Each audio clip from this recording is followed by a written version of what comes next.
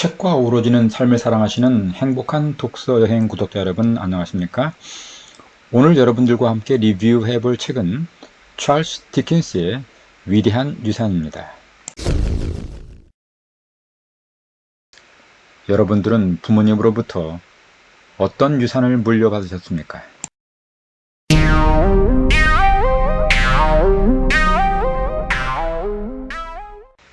요즘 한국 사회에서는 흙수저니 금수저니 하는 말들이 유행입니다. 자본주의 사회에서 부모로부터 아무런 경제적 지원이나 물질적 토대를 얻지 못한 사람들을 흙수저라고 부르는 모양입니다.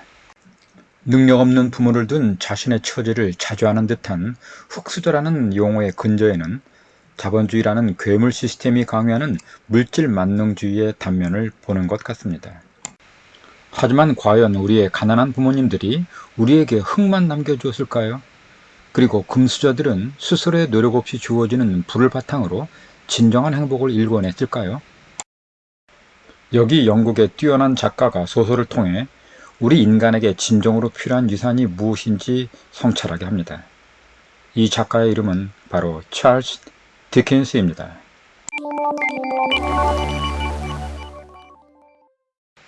이 소설의 시대적 배경인 빅토리아 시대 영국은 산업혁명으로 급격히 부를 축적한 중산계급이 귀족을 대신해 새롭게 사회의 주도권을 쥐게 되었습니다. 엄격한 신분사회에서 벗어나 물질이나 그럴싸한 외양이 있다면 누구나 신사로 대접받는 사회에 접어들었던 것입니다. 이런 사회적 분위기 속에서 이 소설 위대한 유산의 첫 무대는 바닷가에서 30km쯤 떨어진 강 하류 습지대 근처의 작은 마을로부터 시작됩니다. 이 마을에 사는 주인공 핍은 어려서 부모를 잃고 대장간을 하는 매형과 누나 집에 얹혀 사는 불우한 소년이었습니다. 사나운 성격을 가진 누나의 학대로 괴롭던 소년 핍의 유일한 낙은 부모님과 5 동생들이 묻혀있는 교회 묘지에서 시간을 보내는 것입니다.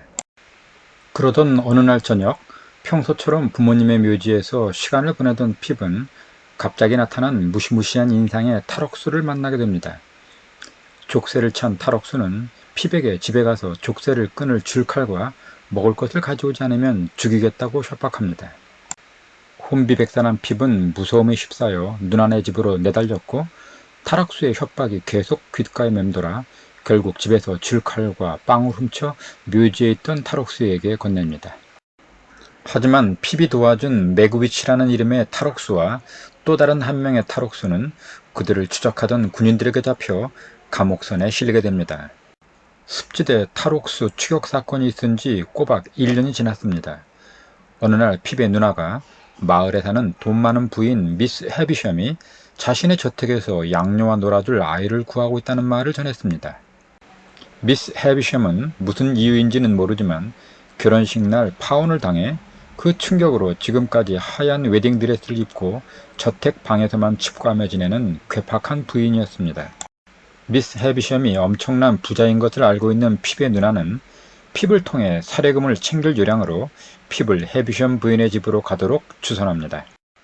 미스 해비샴의 대저택에 들어가 해비샴 부인을 만난 핍은 방 안에 있는 시계가 결혼식 날 시간으로 멈춰져 있고 무언가 기괴한 분위기가 집안을 감싸고 있음을 알아보았습니다. 문을 열고 들어가자 양초들로 환하게 밝혀져 있는 큰 방이 눈앞에 나타났다. 침대와 화장대가 있었고 화장대 앞에 어떤 부인이 앉아 있었다. 부인은 하얀색 일색이었다. 게다가 그녀는 머리에 긴 면사포를 쓰고 있었으며 머리까지 하얀색이었다. 그녀의 목과 양손에는 보석들이 반짝이고 있었다. 마치 거울 앞에 앉아 신부 화장을 하고 있는 듯 했다. 그런데 자세히 보니 모든 색들이 누렇게 발해 있었다. 신부 드레스를 입고 있었지만 드레스도 그 옷을 입고 있는 신부도 세월과 함께 시들어버린 것이다. 나는 겁이 더럭 나서 소리라도 지르고 싶은 심정이었다. 미스 해비샴의 저택에는 에스텔라라는 이름의 양녀가 살고 있었습니다. 기괴한 느낌의 해비샴 부인과는 달리 에스텔라는 청초하고 아름다운 소녀였습니다.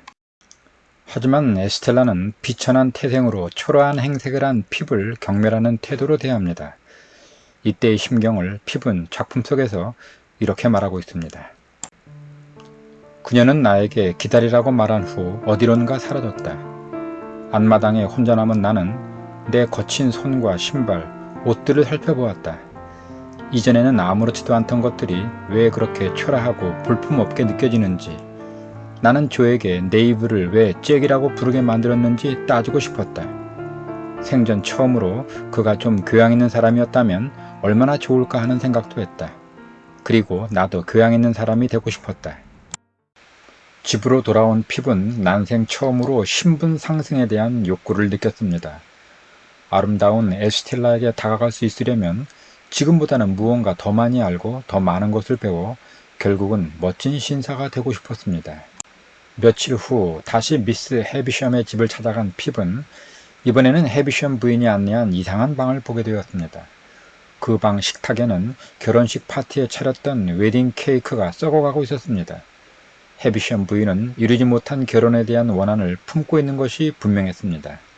그리고 그날 핍은 에스텔라와 카드놀이를 한 후 앞마당에서 기다리고 있던 에스텔라로부터 뺨에 키스를 해도 좋다는 허락을 받습니다.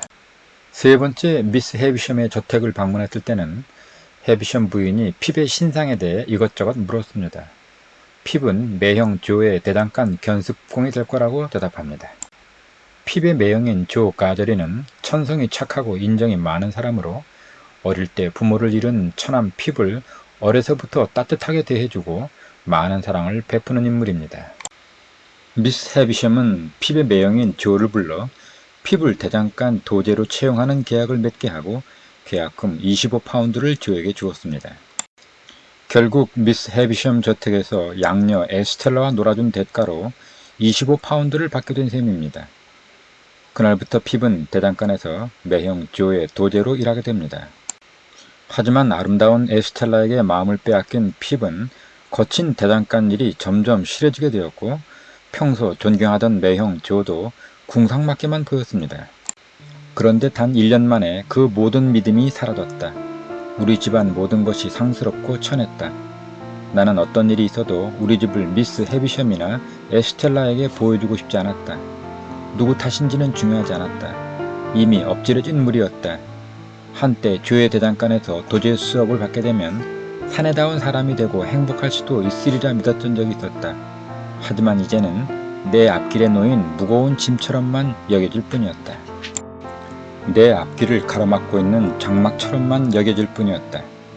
가끔씩 시커먼 손과 얼굴을 한 채 거칠기 짝이 없는 일을 하고 있는 나를 에스텔라가 창문을 통해 들여다보고 있다는 환상에 깜짝깜짝 놀라곤 했다. 그리고 그녀가 얼마나 의기양양해하며 나를 경멸할까 하는 두려움이 나를 사로잡곤 했다. 하루하루 만족하지 못하는 도제 생활을 하던 핍은 가끔 이모 할머니의 손녀인 비디를 만나 자신의 마음속에 있는 에스텔라에 대한 연모와 신분상승에 대한 소망을 그녀에게 털어놓기도 합니다. 현명한 비디는 에스텔라의 마음에 들기 위해 신사가 되고 싶은 거라면 에스텔라가 그럴 만한 가치가 없다고 조언합니다. 그리고 핍이 자신에게 털어놓은 말을 끝까지 비밀로 지키겠다고 약속합니다. 핍이 조의 도제가 된 지 4해째 되던 어느 날 런던에서 온 제거스라는 이름의 변호사가 조와 핍에게 놀랄만한 소식을 전해줍니다. 그 소식은 바로 핍이 누군가로부터 엄청난 재산을 유산으로 물려받게 되었다는 것이었습니다. 그리고 바로 신사가 되기 위한 교육을 핍이 받아야 한다는 뜻밖의 말을 전했습니다. 이 놀라운 유산 상속의 조건은 단 2가지였습니다. 하나는 핍이라는 이름을 계속 유지할 것, 또 하나는 유산을 물려준 사람의 이름을 비밀로 해야 한다는 것이었습니다. 그리고 도제 계약을 깬 보상으로 제거스가 조에게 돈을 주려고 하자 조는 자신이 사랑하는 처남 핍을 하나의 거래 조건으로 삼지는 않겠다며 거부합니다. 그러자 조가 조심스럽게 내 어깨 위에 손을 올려놓았다. 여성의 손처럼 부드러운 손길이었다. 그는 힘과 부드러움을 함께 갖고 있는 사람이라는 것을 그때 비로소 알았다. 그는 어떤 사람이든 박살 내버릴 수 있으면서 동시에 달걀 껍질도 살살 두드릴 수 있는 증기 해머 같았다. 그러면서 그는 나와 가장 절친한 친구인 이 아이를 그런 식으로 생각한다면 이라고 잦아드는 목소리로 말했을 뿐이었다. 아마 나를 두고 무슨 거래를 한다는 생각이 그에게는 상상조차 할 수 없는 끔찍한 일이었을 것이다. 꿈에 그리던 엄청난 행운을 맞게 된 핍은 바로 런던으로 가서 유산상속의 약속으로 제시된 대로 신사가 되기 위한 수업을 받게 됩니다. 런던의 상류사회에서 핍의 삶은 꿈처럼 달콤했습니다. 새로운 세상에서 친구를 사귀었고 조금씩 화려한 그들의 생활에 동화되어 가고 있었습니다. 하지만 갑자기 주어진 행운이 늘 그렇듯이 행운의 수혜자에게 악마와 같은 파괴 본능을 발휘하기 시작합니다. 넘쳐나는 부와 신분 상승에 고양된 핍은 점차 향락에 빠져들고 충분히 주어지는 유산에도 불구하고 결국 빚까지 지게 됩니다. 핍이 런던에서 향락에 빠져 사는 동안 핍의 누나는 집에 침입한 괴한의 둔기에 맞아 결국은 죽게 되고 매형 조가 자신을 찾아 런던까지 왔지만 핍은 초라한 행색의 매형의 방문이 달갑지 않았습니다. 결국 핍은 돈과 사치만 밝히는 속물이 된 것입니다. 게다가 헤비션 부인이 자신을 에스텔라와 맺어주기 위해 이름을 밝히지 않고 유산을 물려주었다고 오해한 핍은 고향에 갈 때도 매형네 집에는 들르지도 않고 헤비션 부인 집에만 찾아가 인사를 합니다. 핍은 자신에게 유산을 물려준 사람이 헤비션 부인이라고 확신했지만 사실은 핍이 어렸을 때 도와준 탈옥수 메구비치였습니다. 그는 변호사 제거스로부터 핍의 동향을 보고받던 중 어느 날 밤 핍을 찾아와서 자신의 정체를 밝힙니다. 메구비치는 가난과 비천한 신분 때문에 억울하게 옥살이를 한 것이 한이 되어 일종의 대리만족으로 핍에게 막대한 유산을 주고 신사로 신분 상승을 할 수 있도록 배후에서 조종을 한 것입니다. 그리고 신사가 된 핍을 직접 만나 확인하기 위해 다시 탈옥을 감행하여 몰래 런던으로 왔던 것입니다. 막대한 유산 상속의 비밀을 알게 된 핍은 실망과 혼란에 빠집니다. 하지만 이내 메구비치에게 연민을 느끼고 그가 무사히 영국을 빠져나가도록 힘을 씁니다. 그러나 밀항을 통해 메구비치를 영국에서 탈출시키려던 핍의 계획은 뒤쫓아온 경찰에 의해 무산되고 메구비치는 다시 체포되어 감옥에서 사형 선고를 받게 됩니다. 그리고 핍이 받았던 막대한 유산도 몰수당하게 됩니다. 이 과정에서 핍은 모든 일의 진실을 알게 됩니다. 즉 에스텔라는 메구비치와 살인죄를 저지른 여죄수 사이에서 태어난 여자였고 메구비치를 억울하게 감옥살이를 하게 한 사기꾼 콤페이슨이라는 자가 미스 헤비샴과 결혼하기로 약속하고 결혼식 날 일방적으로 파괴했다는 것을 알게 되었습니다. 그러니까 핍이 연모하던 에스텔라는 탈옥수 메구비치의 딸이었던 것입니다. 결국 핍은 탈옥수 메구비치의 억울한 신분 제도에 대한 원한을 해소하는 도구로 이용된 것이고 또한 모욕적인 파혼을 당한 미스 헤비샴의 남자들에 대한 증오심을 해소하는 방편으로 쓰인 꼭두각시였던 것입니다.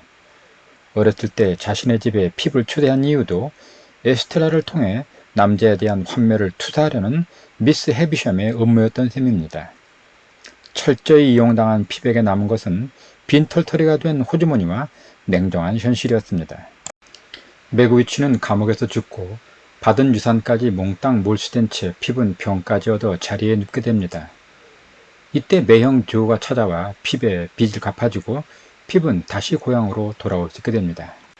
핍은 그제서야 변함없는 사랑을 보여준 매형 조와 이제는 그의 아내가 된 비디의 소중함을 느끼고 허위 의식 속에 살았던 런던에서의 삶을 철저히 후회했습니다. 개과천선한 핍은 그 후 친구 허버트와 함께 카이로로 가서 사업을 하여 큰 돈을 벌었습니다. 11년 후 다시 고향으로 돌아온 핍은 매형 부부가 아들을 낳고 자신의 이름과 같은 핍이라는 이름을 지어준 것을 알고 기뻤습니다. 그리고 이제는 죽은 헤비션 부인의 저택으로 가서 우연히 에스텔라를 만나게 됩니다.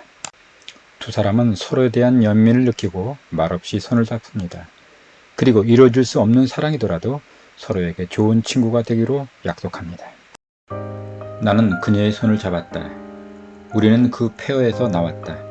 옛날 내가 처음 대장간을 떠났던 날 그랬던 것처럼 안개가 피어올랐다가 거치고 있었다.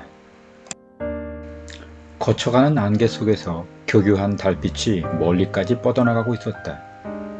그 달빛 속에는 그녀와의 그 어떤 이별의 그림자도 없었다.